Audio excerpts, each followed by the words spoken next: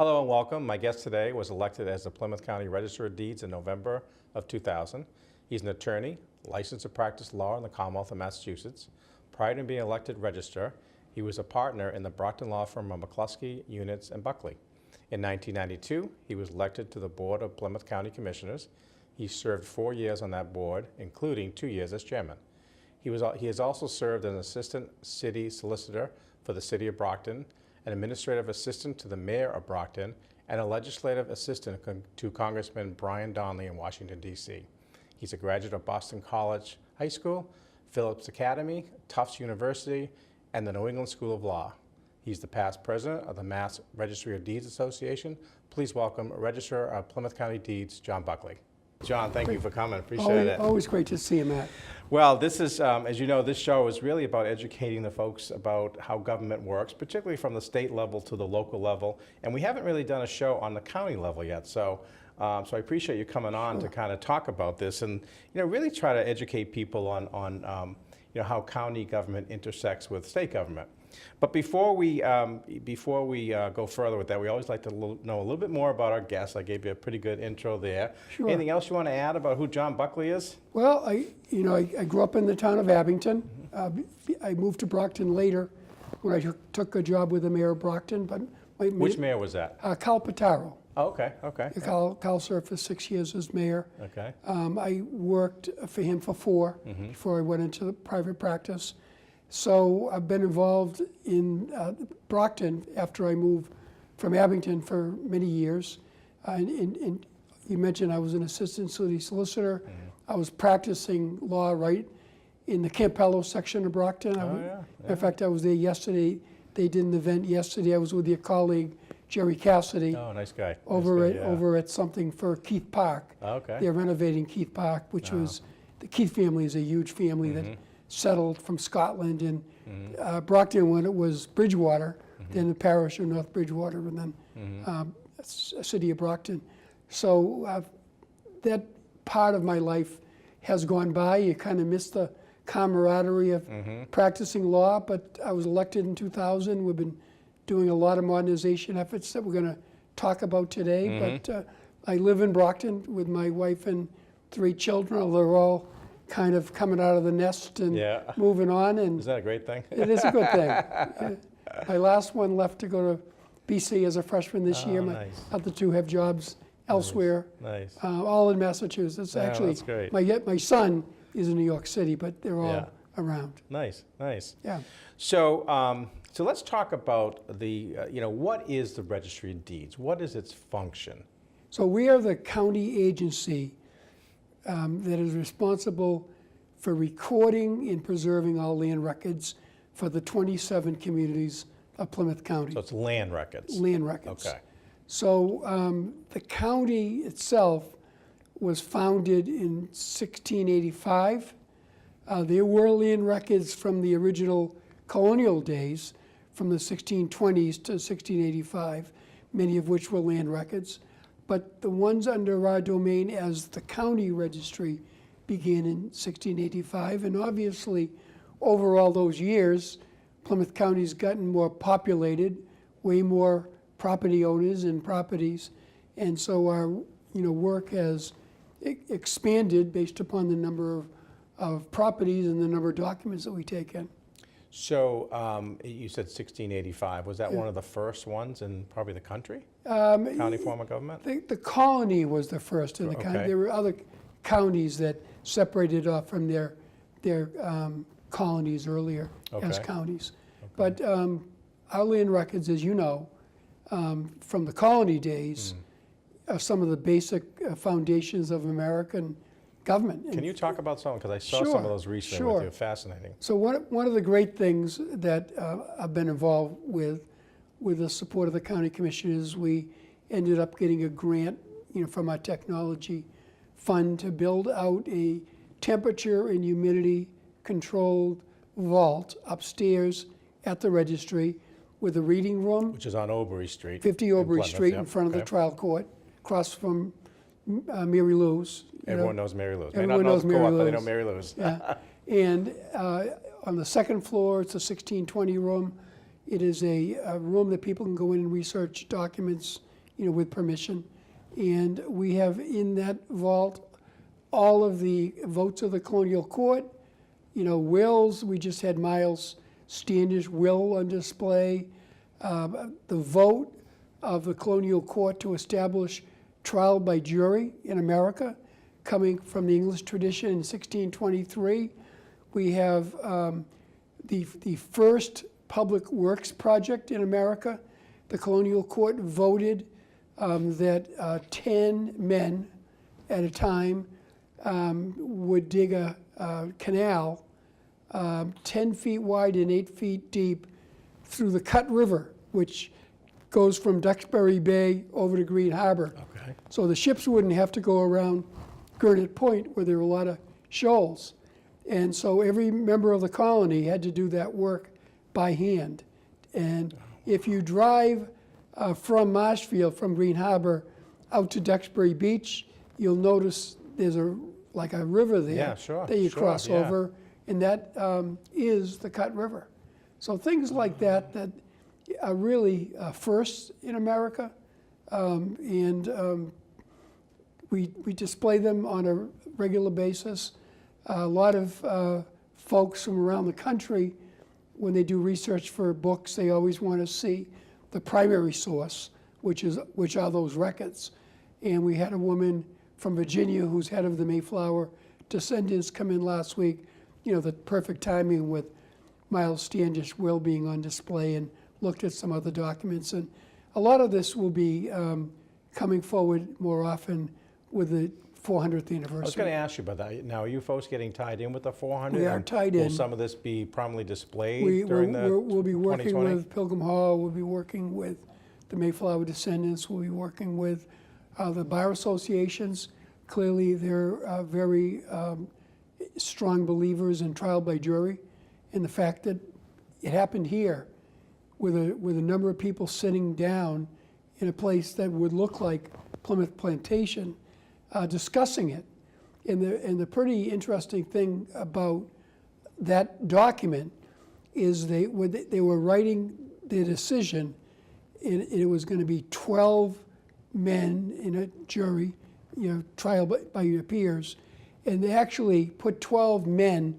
They crossed out men and then wrote in honest men. So you can just, some of those documents you can actually, understand what they were debating and discussing. You can follow the thought process, yeah. Right, so it's pretty interesting stuff. And that's the first known document for that. For trial by jury in America. Wow. And in matter of fact, on the state trial court site for description of when people have to serve as a member of the jury, they have that information that Massachusetts and Plymouth Colony in particular was the foundation for that in America. I think that alone, I know there's a lot going on in 2020 with the commemoration, but that alone should draw thousands of people. It's got to be fascinating for people. So I know there are different organizations doing different things. I know that the Mayflower descendants are having whatever the language they use for their meetings, so we're going to work with them and try to make the live, real documents available as they visit Plymouth to see. And clearly, I've talked to both the presidents of the Plymouth Bar Association and the Plymouth District Bar Association, who are very interested in having a program to promote that particular issue, trial by jury. So those types of things. And quite honestly, the fact that we had America's first public works project is also so significant. Absolutely, yeah. And we need to publicize that more to bring more people out. I mean, it's great history, great history. What is the oldest piece of document that you have there?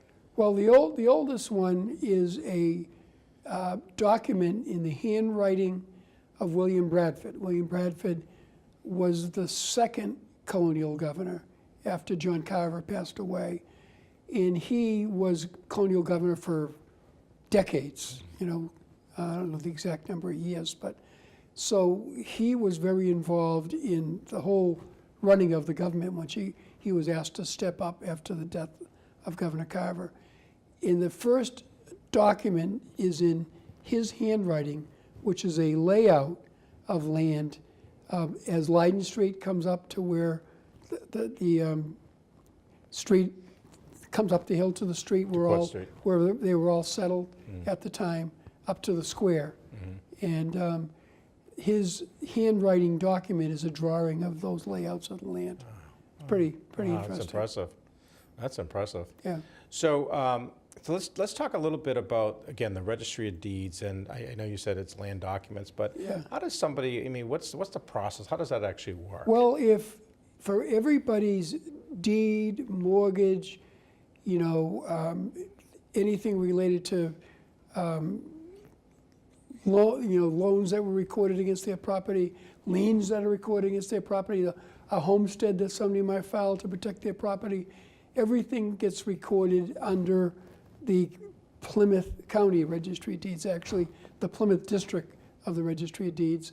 And so what happens is a very involved process, and I invite any of your viewers to come do an operational tour of the building. Oh, you do that? So Oh, they that's can terrific, see exactly how it proceeds, because there are two sides of the registry. There is the recorded side and there's the registered side. The recorded side, a document will come in, it'll get recorded at the counter, recording counter. Some basic indexing information will be entered, because that's how you find the documents in the future. The town, the address, we try to get in there. The grantor, which is the person deeding out the property. The grantee, which is the person who's taking the property. It's the reverse for a mortgage. In a mortgage, you are the grantor. When you're signing a mortgage, you're given the rights to a lender to have an interest in your property. But everything can be searched on our site as a grantor or grantee. So the document gets recorded. On the recorded side, gets assigned a book and page number, and it's deemed recorded once it's assigned the book and page number. It then goes to a scanning department where the document is scanned and able to be viewed around the world the next day, connected to that indexing information. It then goes to a very detailed index, because at the counter there's a lot of pressure on our recorders. The index information has to be absolutely perfect so that people can find it in the future. And your chain of title, which has everything that relates to your title, a mortgage you've taken out, a homestead, has to be able to be found in order to say that your ownership is safe and secure. And then after final indexing, we call it, we are required to microfilm those documents. Those documents are then stored off-site, because under the state law, we're required to microfilm it in the event that a disaster or something, fire, happened to the registry records. You could always recreate the registry from scratch, and then that document gets mailed back to the public on the recorded side. On the registered side, what people call the land court side, usually those properties have somewhere along the way been adjudicated by a judge. Could have been a boundary dispute, could have been a claim through a will that didn't properly get probated, a challenge to property that had to go through a process up in Boston with a land court, where they assign a surveyor, land court surveyor. They absolutely vet the whole title, everything in the title, and they issue a certificate. And on that certificate is every one of the encumbrances, the mortgage, homestead, anything like that. So not only would your mortgage be on there, but your discharge of your mortgage when you paid it off or refinance. And you can absolutely know that in land court, it is absolute 100% title. So those are the two sides of it. It's fascinating. Yeah, it really is. And what is the time frame from when somebody, when somebody buys a house, it comes to be registered, to microfilming? Well, we have people there today. Yeah. You're pretty busy today that are conducting real estate closings.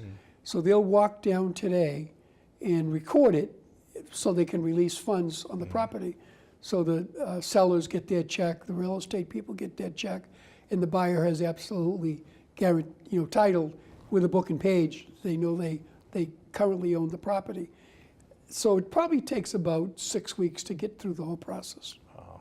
I know my wife, as you know, is an attorney, Yes. and she has great praise for you and the folks at the registry, because she has to do that a lot Yeah. for her practice, and it's with such ease that you've done this, particularly online. Yeah, one of the things we really try to be is a very, very customer-friendly That's operation. what she says, yeah. I know that it's tough in certain agencies to try to keep people happy. That's what our goal is. So we have our main office here in Plymouth at 50 Aubrey Street. We have a satellite office in Brockton over at the old Brockton District Court on West Elm Street, Oh, yeah. and a satellite office in Rockland over in the AAA Plaza over near Bella's Restaurant on Hingham Street. And those are really, people can do their recordings there and get their documents there, and it's really for the convenience of the public.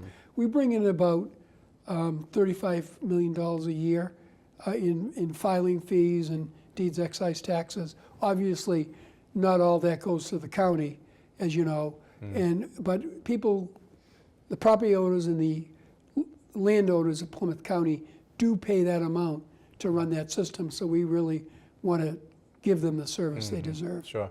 So talk about the state tie into that then. So Yeah, 35 million comes in. So on the recorded side, about 75% of the recorded fees, they're all recording fees, goes to the Commonwealth.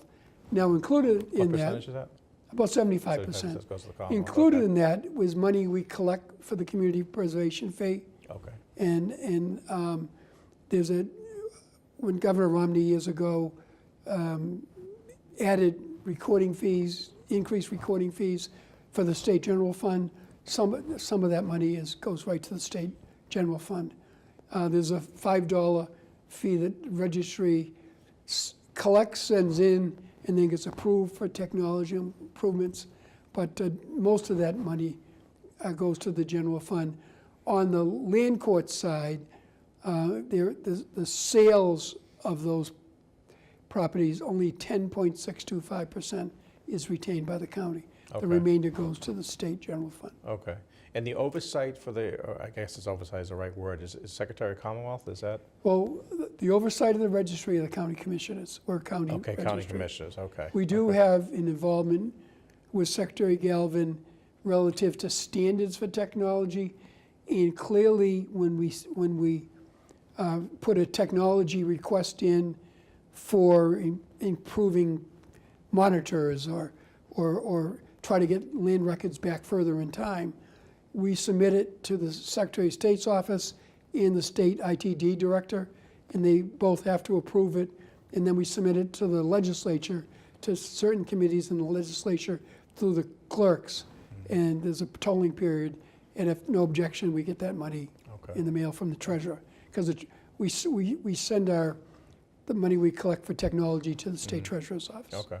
So- Yeah, so let's talk about the structure a little bit. So you just said the county commissioners, we have 3 county commissioners. Yeah, and and- they oversee? Under Chapter 36, the register runs the registry. Okay. Register has As an elected staff. official. Staff Yep. is an elected official, Yep. independent elected official. The county commissioners are in charge of the county budget at the first level, and then it goes, and we have our meeting this Thursday night, it goes to the county advisory board to approve or oversee the budget, can add, subtract, modify. That is this Thursday. It is made up of a selectman from each of the 26 towns, and either the mayor or an appointed member of the city council for Brockton. Those are all attributed weighted votes by property valuations, so that the town of Plymouth is the largest percentage right now, based upon the property valuation for the town of Plymouth. Brockton had been, but during the crisis, they lost a lot of the valuation, and so everyone has a weighted vote for the amount of their money. I think the town of Plimpton has like 0.69%. Do they come to the meeting? They come to the meeting and they're very involved, very good. vocal. That's good. That's good. They should. Yeah, Yeah, they have an equal voice, but a Yeah. smaller percentage Yeah, to vote. yeah, yeah. And so once that is voted, then the budget is considered final. Okay. So how much of the budget is belongs to the Registry of Deeds? About $3 million budget. It's about 3 million, and Yeah. that's mostly for staff, I presume. Yeah, mostly staff. Okay. And we are able to use technology money for a lot of our upgraded equipment now, which is a great thing. Mm-hmm. And there was a lot of talk a couple of years ago about the staff and the budgets had to be cut and all Yeah, we that. had some pretty severe layoffs, and we got a couple back last year.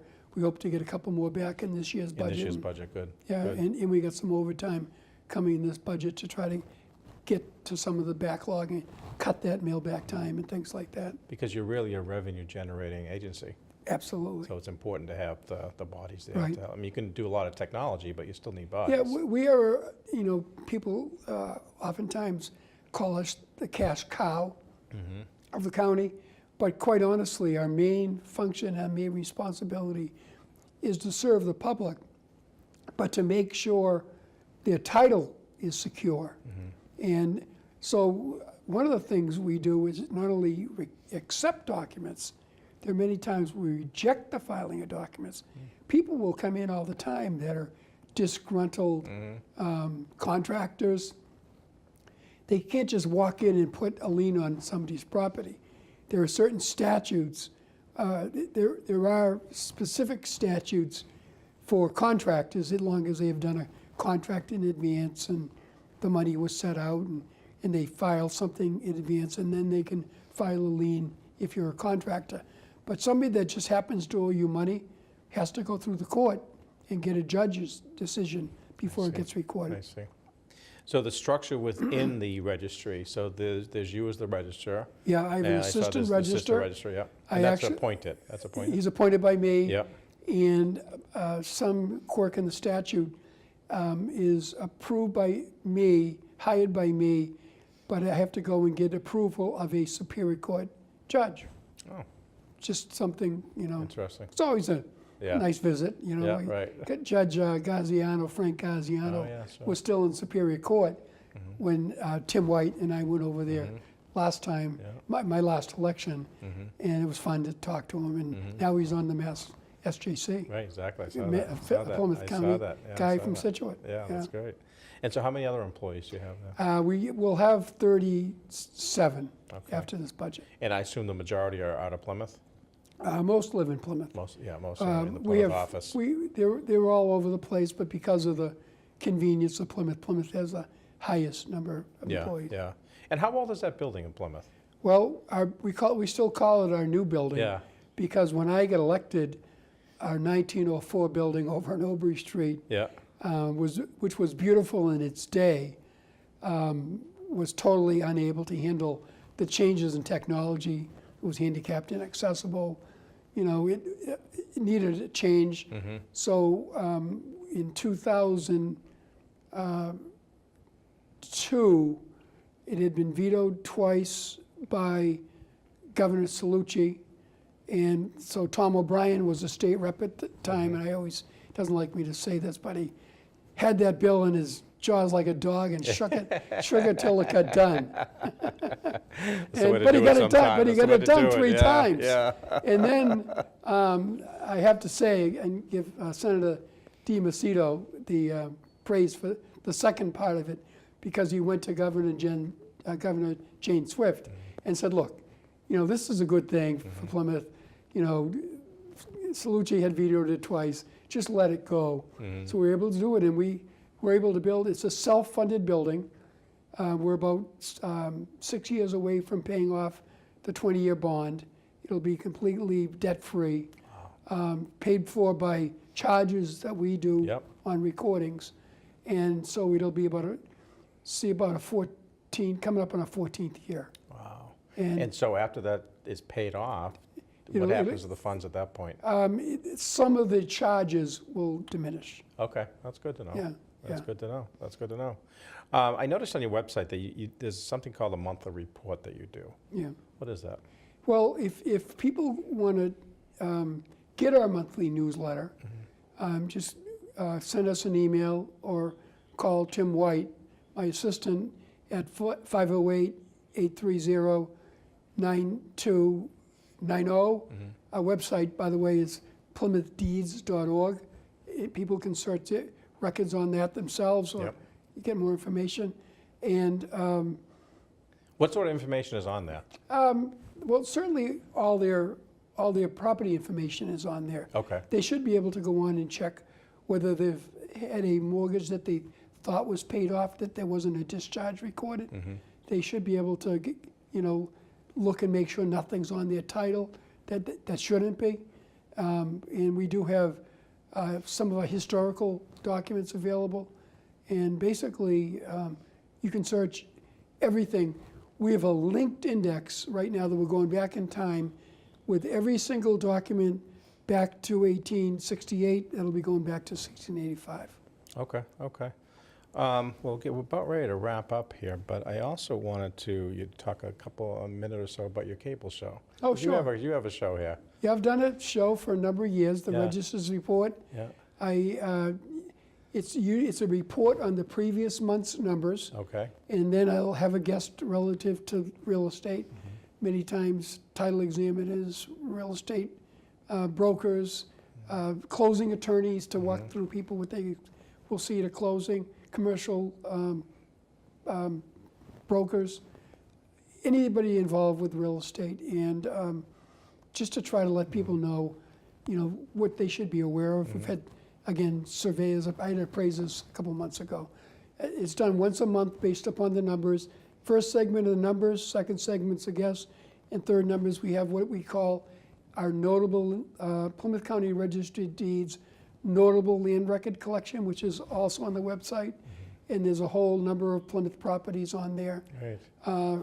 The first English mayor lived in Plymouth, now Kingston, Thomas Willett. Fascinating Yeah. things. That's great. That's great. Well, thank you so much for what you do for this county. Thanks. I hear nothing but praise from this county. Is top notch. And I also want to personally thank you for the help you helped me with the new public records law that we revised. And there's going to be more to come on that. So I think we're going to do some more revisions. And So. we appreciate our partnership and the work you did on that too. Yeah, we appreciate And, that. and as we go forward, there was a bill, I know we're running out of time, like on the last hour of the session, that will allow us to do re-recording of land court. Right. And other technology Right, improvement. yeah, that's But I great. know we're getting the high sign now. Yeah. Great. Registry Deed, John Buckley, thank you so much. Great- I appreciate you coming. Great to see you. I want to thank you all for at home watching us, and I want to thank the folks here at PAC TV for another great show. Until next time, we'll see you on State Matters.